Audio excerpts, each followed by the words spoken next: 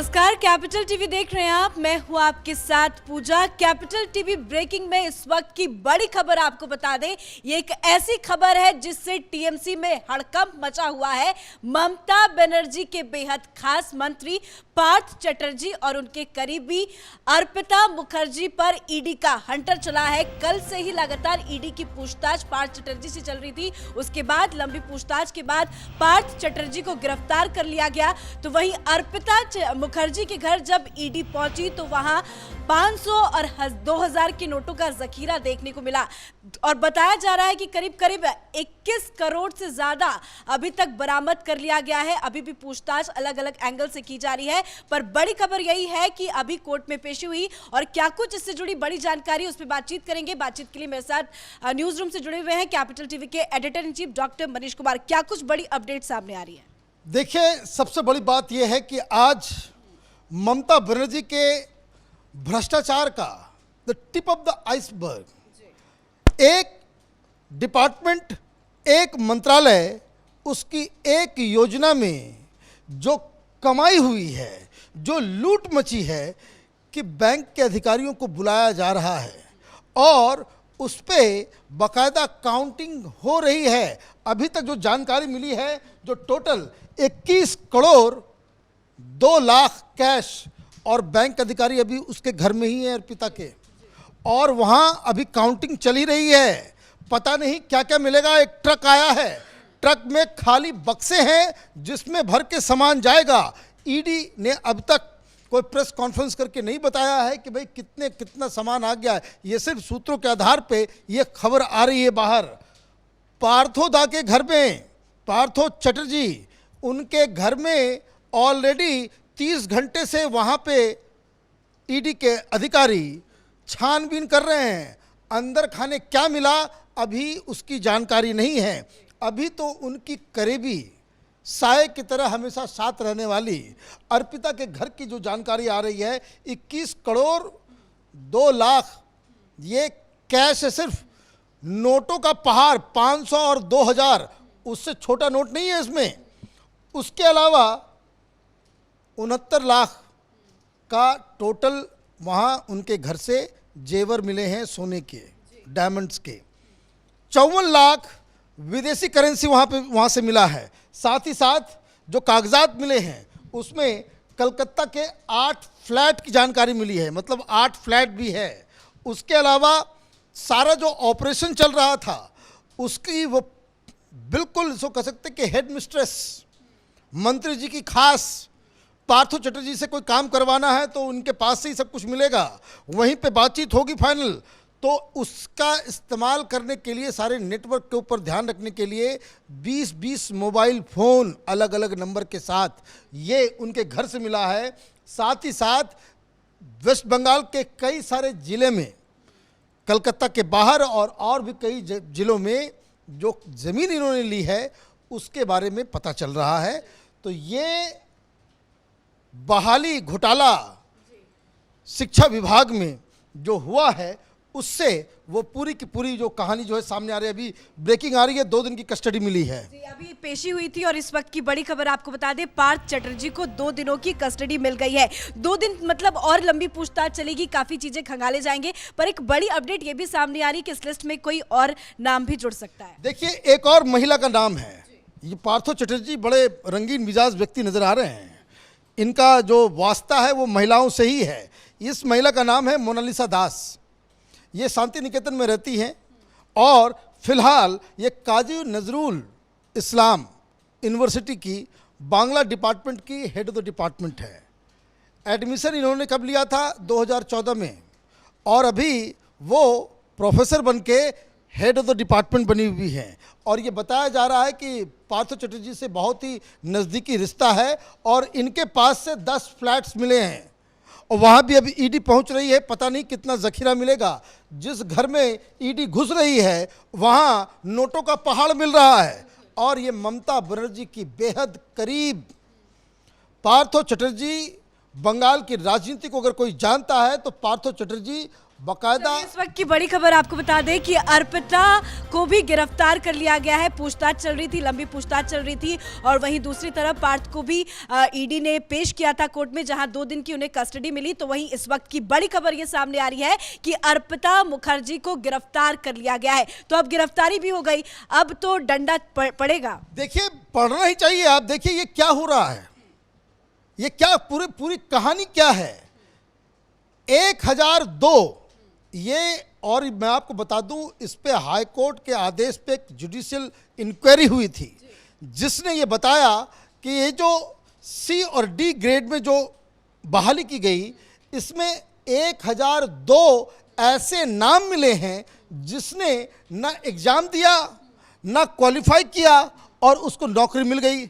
और इसको किस तरीके से, और भी ये इतना बड़ा जाल, और ये तो उस वक्त पार्थ चटर्जी एजुकेशन मिनिस्टर थे। अभी ये क्या गुल खिला रहे होंगे, इंडस्ट्री मिनिस्ट्री और कॉमर्स मिनिस्ट्री इनके हाथ में है। जब एजुकेशन में, माँ सरस्वती के डिपार्टमेंट में जब ये लक्ष्मी बना रहे थे, यहाँ तो खुद लक्ष्मी के डिपार्टमेंट में चले गए, पता नहीं और क्या क्या चीज़ मिलेगा। लेकिन दिक्कत क्या है कि पार्थो चटर्जी वो एक मुखौटा, इतना बड़ा रैकेट काम कर रहा था। रैकेट किस तरह से ऑपरेट कर रहा था बंगाल में, जिस तरह से सिंडिकेट, भाई सरकारी नौकरी चाहिए तो जो नौकरी ढूंढने वाले लोग हैं उसको दलाल पकड़ता था।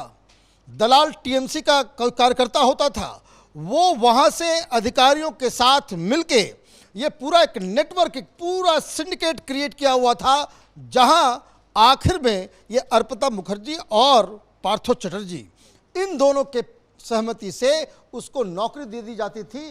चाहे आपने फॉर्म भरा हो, आपने एग्ज़ाम दिया हो, एग्ज़ाम पास किया हो, इससे कोई लेना देना नहीं है। बबीता सरकार के नाम की एक लड़की जो इसके एग्ज़ाम में क्वालिफाई की थी, टॉप की थी, उसने जब हाई कोर्ट में अर्जी लगाई कि हमारा नाम कैसे हट गया, पहली लिस्ट आती है उसमें बबीता सरकार का नाम होता है, और दूसरा लिस्ट जब आता है तो मालूम चलता है कि वो टोटल सीट 20 और ये 21वीं वेटिंग लिस्ट में चली गई। और इसके जगह पे कौन आ गया लिस्ट के अंदर, वो इस वक्त अभी शिक्षा मंत्री हैं, उनकी बेटी वो बन जाती है, उसमें बाकायदा वो लिस्ट में वो शामिल हो जाती है, उसको नौकरी मिल जाती है। मैंने कंप्लीट धांधली जिसको कहते हैं। बंगाल में कोई नियम कानून नहीं है ममता बनर्जी के राज में, और वहाँ पे वो आ जाती है। तो ये चली गई हाई कोर्ट। हाई कोर्ट में जब वो जाती है तो हाई कोर्ट का फैसला ये आता है कि मंत्री जी की बेटी का नौकरी को खत्म किया जाए, जितनी सैलरी इसने उठाई है वो वापस लिया जाए, वो सैलरी बबीता को दी जाए और बबीता को वापस नौकरी में रखा जाए। लेकिन इसके बाद जो हुआ कि कोर्ट ने कहा कि ये तो संगीन मामला है, इसके ऊपर बाकायदा जांच बिठानी चाहिए। जुडिशल जांच बैठी, जांच ने रिकमेंड किया कि ये तो एक बहुत बड़ा गड़बड़ झाला है। 1002 लोग ऐसे पाए गए जिनको इस तरह से गलत तरीके से नौकरी दी गई। कैसे नौकरी दी गई, भाई पैसा दो और नौकरी पाओ, ये इस तरह का रैकेट तो बहुत सारे राज्यों में चल रहा है। तो ये मामला फिर कोर्ट के उस रिकमेंडेशन के ऊपर सीबीआई को दे दी गई, और सीबीआई जब एक्शन में आई तो ये देखिए नोटों का पहाड़ निकल रहा है, जखीरा निकल रहा है। अब ये तो 2 दिन की ईडी की कस्टडी में ये लोग गए हैं, अब तो मसला और भी आएगा कि ये पैसा सिर्फ इस स्कैम का है कि और भी कहीं जगह पे 21 करोड़ रुपए कैश।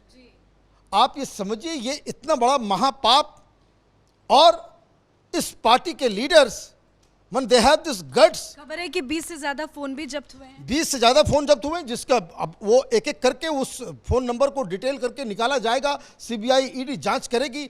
और मैं आपको बताऊं, ममता बनर्जी की राजनीति, कहाँ है ममता बनर्जी, कोई बयान नहीं। ममता बनर्जी ने क्या किया, पार्थो चटर्जी के ऊपर जैसे ही ये मामला आया तो वैसे तो ममता बनर्जी कूद जाती हैं बचाने के लिए अपने लोगों को।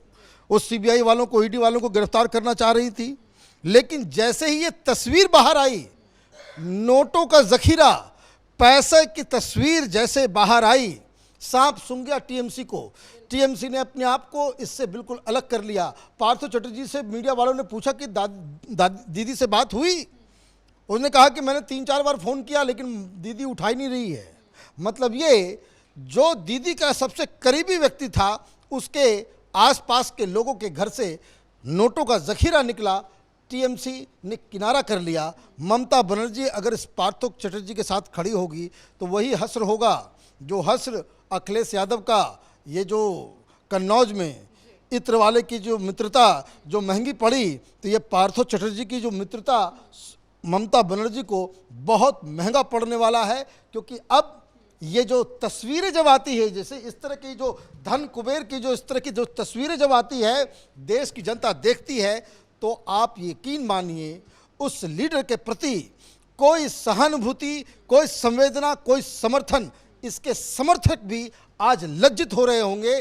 बंगाल में जिन जिन लोगों ने वोट दिया होगा ममता बनर्जी को, आज खुद शर्मिंदगी महसूस कर रहे होंगे कि आपने ऐसे लीडर को चुना है जो कैश इतना घर के अंदर जमा रखेगा और किस किस तरह के लोगों के साथ इसका जो नज़दीकियां, अभी तो कहानी निकलेगी तो बहुत दूर तक जाएगी और ममता बनर्जी को भी बहुत शर्मिंदगी का सामना करना पड़ेगा। धन्यवाद अपडेट के लिए। तो कोलकाता की कैशकांड की जरा तस्वीरें देख लीजिए। देखिए, मैंने आपको बताया था कि कई मोबाइल भी बरामद हुए हैं, उन मोबाइल फोन की आपको तस्वीरें दिखा रहे हैं और ये पैसों का जखीरा, पैसों का पहाड़ नजर आ रहा है। 500 की गड्डियां हैं, 2000 की गड्डियां नजर आएंगी आपको। बताया जा रहा है कि 21 करोड़ से ज्यादा की बरामदगी हुई है अर्पिता मुखर्जी के घर से। और इस वक्त की बड़ी खबर यही है कि लंबी पूछताछ चली अर्पिता मुखर्जी से, उसके बाद उसे गिरफ्तार कर लिया गया है। तो कोलकाता के कैशकांड पर कैपिटल टीवी की नजर बनी हुई है। इस बड़ी खबर में मेरे साथ फिलहाल इतना ही। कैमरा पर्सन अशोक के साथ मैं पूजा, कैपिटल टीवी।